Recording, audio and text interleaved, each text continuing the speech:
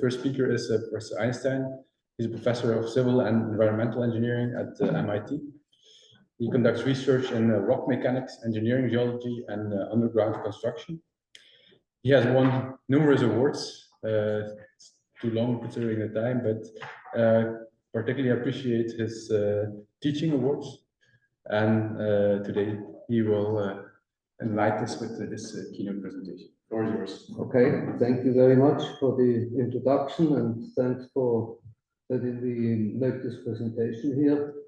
I'm looking very much forward to getting some feedback from all of you. So I have been working in the energy area for quite a while, and my background is geotechnical engineering, so that's the reason why this combination of energy and geology. And as we all know, the energy storage always was an issue with regard to varying demand, but now we also have this, particularly renewables, we have a lot of variation in supply. And so we need to somehow do this. And so I'm concentrating on this. What I'm going to do is first look a little bit on the types of energy. This is very brief in general, and then have some examples already what's being done in this area. Then I get a little bit more systematic and look at these three possibilities, and then in more details these possibilities and the conclusions. And as you will see, one of the main emphases that I'm putting in is that we have in a geologic environment, and what we do as humans in the geologic environment, there's lots of uncertainties, and we need to take care of those. Okay, so this is actually coming from this report, which most of you will be familiar with. This came out 2 years ago, a very detailed study by MIT on the future of energy storage. And I use not exactly their classification, but very closely to what they did. So we have heat, electricity direct, electricity indirect, and these different possibilities to do that. And then this is not quite storage, but somewhat related to it. I'll get into this very briefly. For the heat specifically,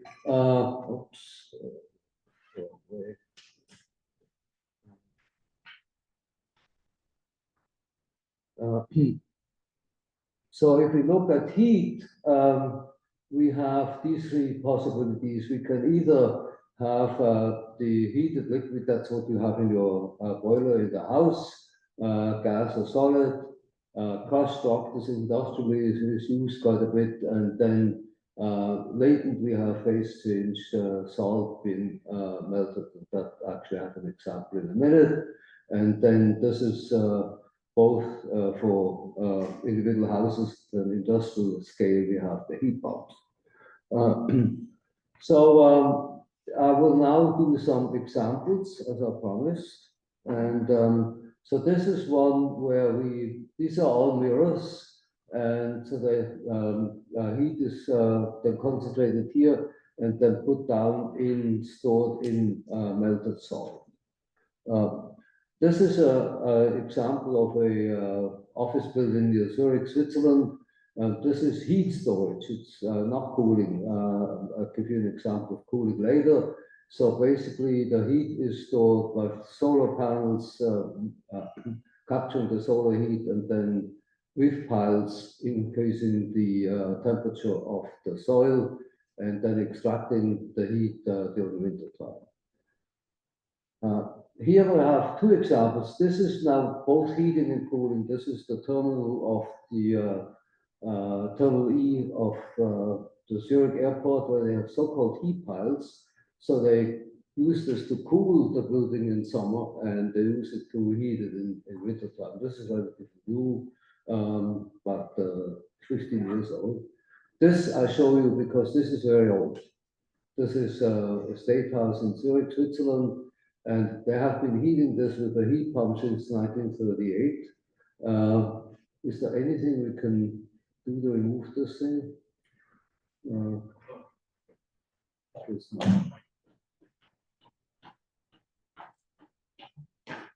No. Let me.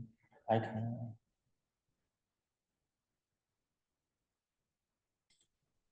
or otherwise. Sorry, yeah. Okay, thank you. Yeah. No, it doesn't want to work anymore. Okay, sorry about that.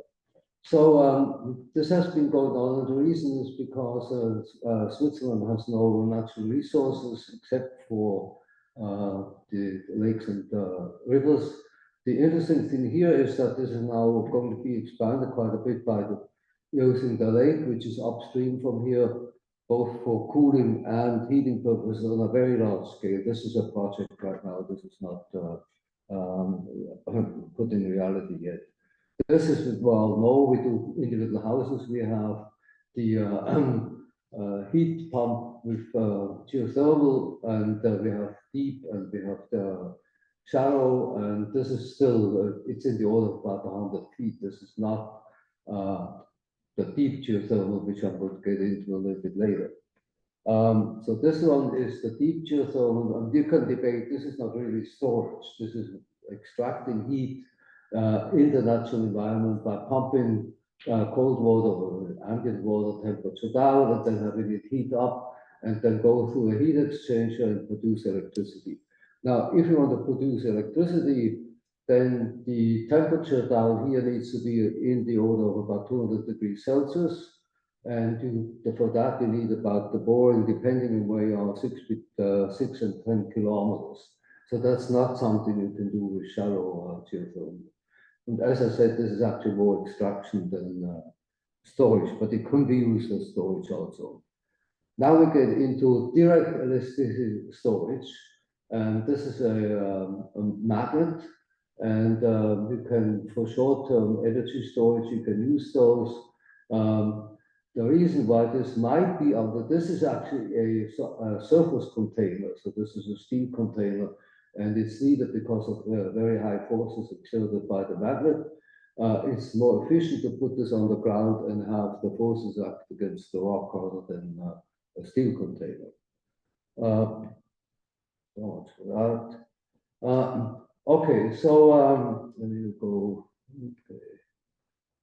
So this is the last one, which I said is some similar to geothermal, is a little bit of a boundary case, because we need to store nuclear waste, and this is done by, in the order of like at least 300 meters depth, if not more, creating these tunnels, and then in each tunnel, this is the tunnel here, we then have sort of shafts going down, and in those shafts, we store these canisters where then the waste rods are encased.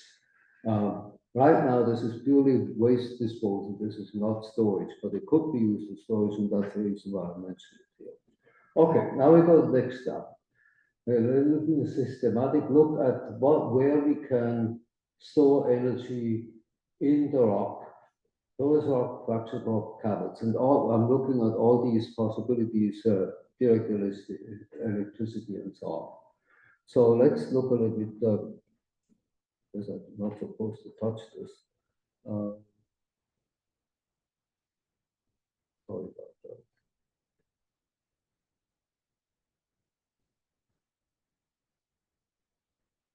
Okay. So these are the three possibilities. We have porous rock. So this is naturally porous rock. And in these holes, we can do something. And I'll show you specifically we've got these different energies that we can store, different types of energies, how we could do this here. This is fractured rock that could be either natural fractures or artificially produced fractures. And then cavern storage, again, the cavern can be natural caverns or they can be artificially produced caverns. And so we look now at what I showed you before. We have heat, electricity, direct, and so on. This is all I listed this before. And I'm looking at these two major possibilities. The one major possibility is fractured and porous subsurface, and here the caverns. And as I said, the caverns can be naturally artificial. And this is my judgment. So I'm not saying this is necessarily generally valid. Where you have lots of green, you basically can do it. And in a way, this shows here that this is in a way, the caverns are in a way most unfavorable with regard to storage of any of these types compared to the fractured and porous subsurfaces. But I still will look at that. I'm not simply dropping it, but that's one. Now what we're talking about volume. So let's say we have a liquid which is heated up and then we want to store it as a liquid, a hot liquid, or similar things. And so we need to look a little bit at the geometry. So this is porous rock, and if you say that porous rock has 1% porosity, so that 1 cubic meter out of 100 cubic meters are porous, and then if you want to store this amount of this volume, then we need an area like this. If we store it in fractures, so that gives you the geometry of the fracture 400 by 200 meters by 2 millimeters wide.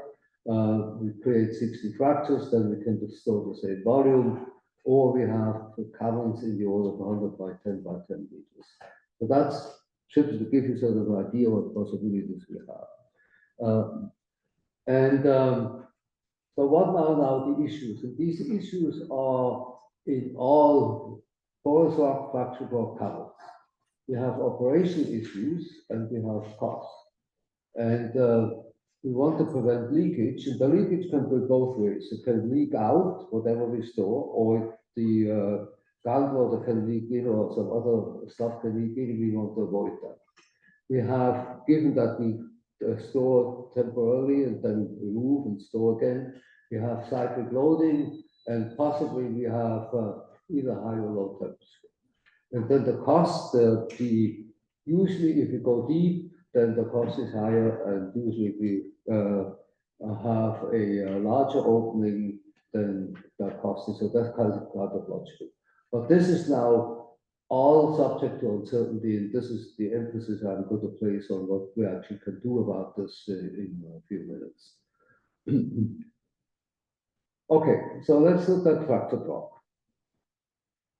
This is what we call as geotechnical engineers and geologists, we call this an outcrop. You can find this all over. This is in Colorado, but it could be also locally. You can find this several things here. And these are what we call fractures. So these are, you need to imagine two surfaces next to each other. They can be close contact or the openings. So these we call fractures.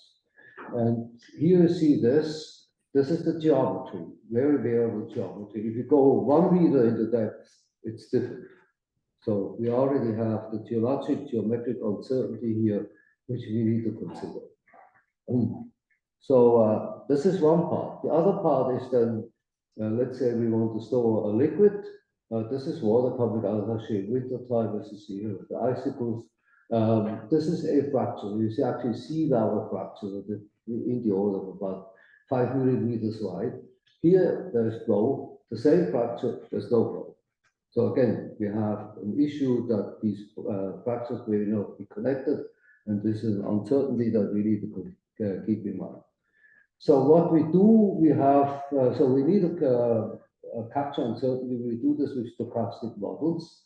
This is the model we created, there are others, and essentially this is the process, I'm not going into it, but eventually we create this stochastic model. So we have this one realization, and then there are hundreds of thousands of realizations to model the outcrop and the material in back of it that I showed you.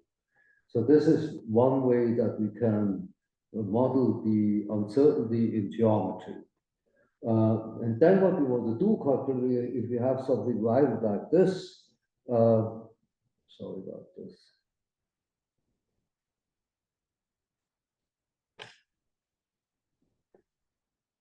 If we have something like this, we need to know if these fractures are actually interconnected. So this is I'm showing you here. There's multiple fractures that we do not consider, and then we have these connected fractures that can contain flow or can be used for storage. In addition, we have the individual fracture has not necessarily a pipe or a set of parallel plates. It can be much more complicated, and we need to capture that. So we need to capture the uncertainty in geometry overall. we need to capture the uncertainty of the individual fracture with regard to the flow. And then quite clearly, if we talk about heat storage, we have this issue that we need to have heat going into the rock or out of the rock, depending what we are. So this again need to be, so we have the three types of uncertainties that we need to model in order to make an estimate what we can store and how we can store it. So this is an application that we have done. This is water going in at 60 degrees into 250 Celsius rock, and at this distance, and then it reaches this temperature. So we can do the temperature. The blue is the flow, and the black red is the temperature. We applied this. This is not a storage case. This is an extraction case again. This is a thermal power plant in Iceland. We applied this model and then we estimated what energy we can extract power-wise, and we get 10 megawatt electric. That's what the actual power plant does. We get this, so we have a ratio of about 10, which is efficiency-wise pretty standard. That's the potential, and that's what you actually can get. So that's a reasonably satisfactory representation of what can be done with regard, in this case, extraction, but you could do basically the same thing in storage. Okay, so now we get into caverns. And then I need to tell you a little bit what these caverns look like.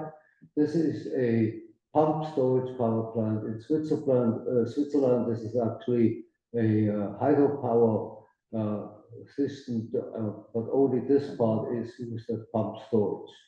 This is the cavern that has been built recently, and you see from the dimensions that these things are really huge.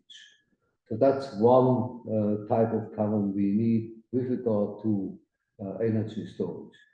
The other one I was also, the preceding one I was not involved. This one I was involved in. This is chemical storage in the form of oil in Singapore, in a number of caverns. I'll get back into this because this is actually something we then model with the uncertainties related to it. Singapore has an issue of security issues, so they want to make sure that they have the oil that they need, even if they're cut off by the neighbors.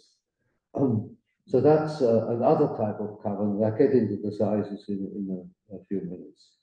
A few more pictures. This is a hydro plant in Labrador. And the reason why I show this to you, again, this is in about a 30-meter size. And these little white dots are bolts. This is needed to prevent the cavern from falling in.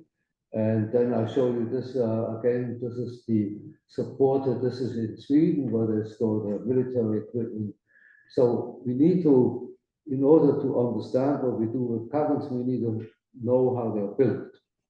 And the building is excavating the rock and supporting the rock. Now I'll show you a little bit about the excavation. This is a tunnel, but the cavern will be exactly the same thing. We have what we call the face, and we drill here. I'll show you a picture of this in a minute. Drill holes, put explosives into the holes. We upload the explosives, and then we get what is called muck, which is basically broken rock, and we excavate it.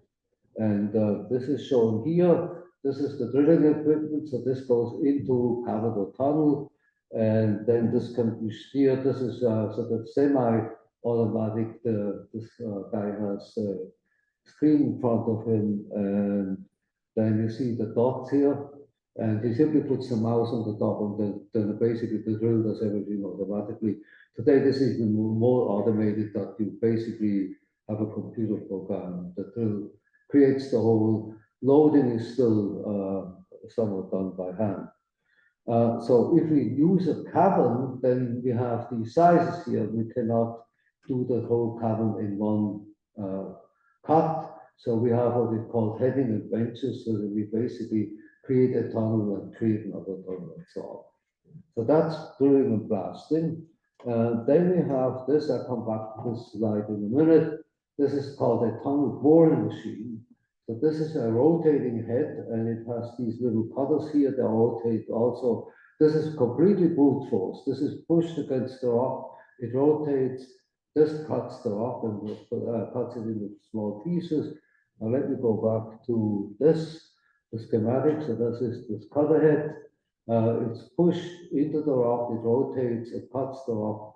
In order to do that, the machine needs to be fixed, and it's fixed against the rock by these jacks here. Then once the cycle is finished, which is about 1.50 meters, then the machine is pulled up front. So let me show you the machine again. So we have the cutting head. We have these main jacks that keep the machine in place, and these are the forward pushing jacks. And these are the secondary ones which are then allowed to push pull the machine up front. So this is another way of doing things. Now, I mentioned uncertainties before with the stochastic models and so on. We have, again, the construction process and the different geologies cause uncertainties.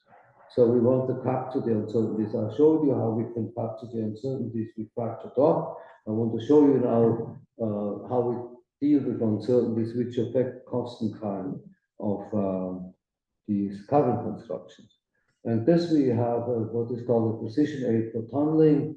So we need to consider geologic conditions, construction process and resources. I will concentrate on these two. And so what we do, we need to capture the uncertainty of the geology. And we do this by so-called ground class profiles. So these are different ground classes, and here you see a combination of granite and inflow, shale and inflow. And we literally create, for instance, 100 or 500 profiles, and they capture as a totality the uncertainty of the geology affecting tunnel building. So this is the capturing the geological uncertainty. And then we need to capture the construction uncertainty. So we have these ground classes. Remember, we have hundreds of 500 of them. And in each ground class, we have what we call a construction class. And the construction class itself is not constant. We have a advance rate. This is basically the time it takes to go up front and the cost and length. So we have additional uncertainties. So we have geological uncertainties and construction uncertainties, and then we combine these two like that. We get a cost time scattergram, which we can then use for risk analysis and so on. In addition, the tunnel is usually built from two ends, but it doesn't have to be.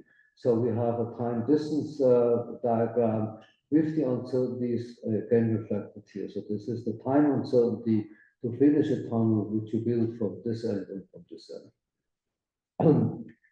So I'm showing you first, before we get into the storage, we use this, for instance, for the Swiss transalpine tunnels. We used, this is a 50-kilometer long tunnel. This is the geology, and what we then ended up with were these, they looked at 3 different systems, single track tunnels, 3 of them, 2 single track tunnels, a service tunnel, and a 2-track tunnel with a service tunnel. And we ended up with these scattergrams, cost and time estimates. So they used this then to make decisions. So now we come back to the case that I mentioned before. This is the storage caverns in Singapore. So this is a whole set of caverns. So these are access tunnels. The blue things are the storage caverns. And I give you the sizes already mentioned here. So they go down here, and then they excavate the caverns. This is a shale type rock. It has to be low permeability because this is not this leakage in or out. You don't want to lose the oil that you store it here. So it has to be low permeability rock. This is then our application of our model. Again, we see the case here. And this is the way we set it up for our model. So each of those is literally built this the construction is imitated in our model, and the geology in each of these cases is somewhat uncertain. So these are the caverns, and you see we have actual tunnels, access tunnels. The sizes are reasonable, but then you get into the caverns, which are then very large caverns, not quite as large as the pump storage, but quite substantial. And then we did this, we applied this. All the colored dots are related to our simulation. So we have standard deviations and so on. What is of interest is that the black dots are the actual time it took to excavate a particular cavern, and which is usually an issue, but also now in this case will be satisfactory. If you have a probabilistic model, are you then ending up having your range in the probabilistic model at least capturing what you have in reality? And that's the case here. The black dots are usually at the upper end of the range that we have predicted. Okay, so I can come to the end. So I hope I've showed you this. There's basically people have been doing this for quite a while, and we get a little bit more detail. We can do this in porous rock. It's done. Not as much as usual in fractured rock, and we saw it also in caverns. And then this is the important thing that I wanted to show you, that the geological environment, both with regard to geology, the construction process, and the operation process, I've not shown you much of this. These are subject to uncertainties, and they can be considered when we estimate the required cost, the time, and the resources. So I'm finished, and clearly, if you have any questions, please ask.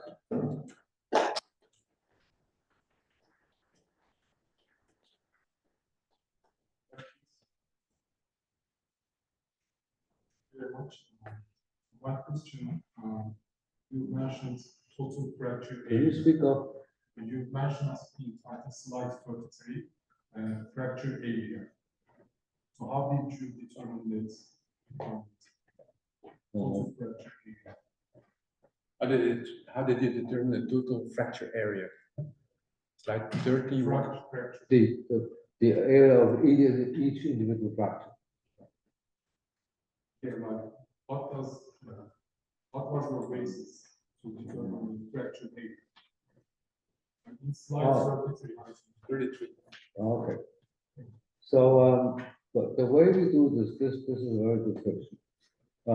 What you usually have as information, you either have that outcome, and then you can measure it, but then you have to make an estimate with regard what's inside. The usual thing you have is borings, and in a boring you can say, okay, here we have a fracture, and then there are some relations between the spacing of fractures in a boring and the total fracture area in a volume. So there are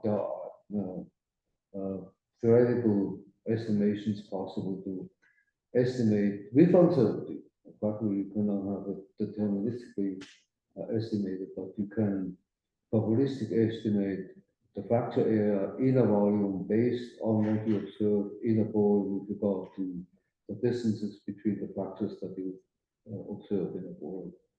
What was it, subsurface? With the uncertainty. Was it subsurface? Subsurface. So is I'm that sorry? area- so is that surface or subsurface?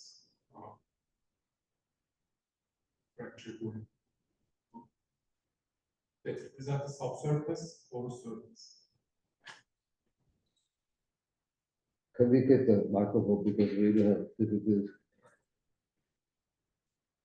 So that's parameter is represents the subsurface, right? Subsurface. Yeah. Sorry, took a while.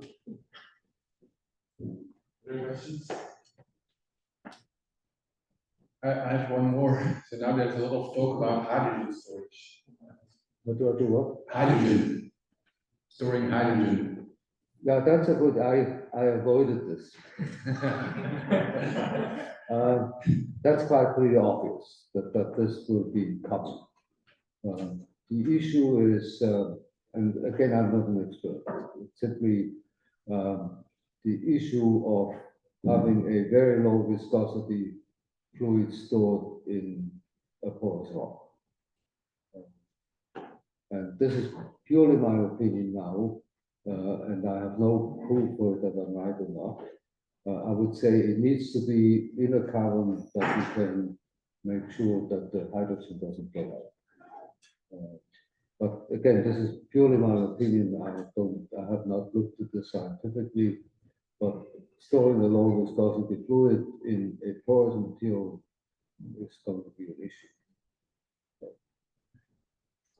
So, thank you. Other questions? Maybe one more. Can you go to slide 21?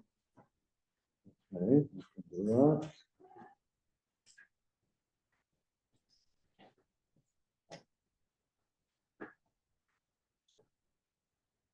Yeah.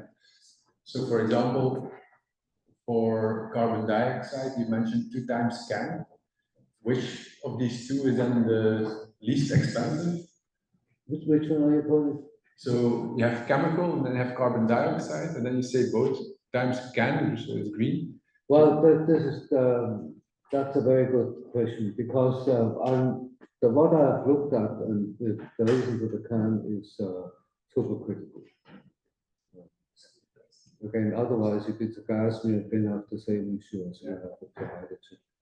But with supercritical, it's entirely. We looked at it a little bit, and it's doable. The cost is the same for left and right? Yeah. More or less. Okay, let's thank our speaker again. Thank you. Sorry, I'm still recovering from surgery, so that I'm fine. Could be slow. And you can put that, it doesn't have to be here. Yes, thank you. Thanks for the tolerance, all of you.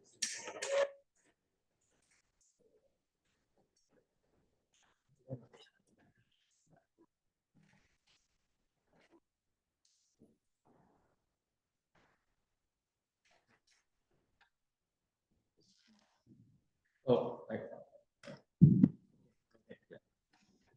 Thank you again. Now we'll have Ray Rui talk about research progress on integrated technology of CO2 geological utilization and storage.